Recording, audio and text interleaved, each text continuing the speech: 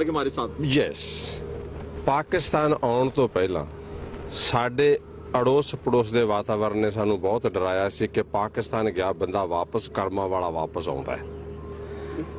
ਲੇਕਿਨ ਇੱਥੇ ਆ ਕੇ ਜੋ ਪਾਕਿਸਤਾਨ ਨੇ ਸਾਨੂੰ ਪਿਆਰ ਦਿਖਾਇਆ, ਪ੍ਰਸ਼ਾਸਨ ਨੇ, ਆਵਾਮ ਨੇ ਔਰ ਇਥੋਂ ਦੀ ਐਸਜੀਪੀਸੀ ਜੋ ਪੀ ਹੈ, ਪਾਕਿਸਤਾਨ ਐਸਜੀਪੀਸੀ ਦੇ ਸਹਿਯੋਗ ਨੇ ਸਾਨੂੰ ਮੋਹ ਲਿਆ।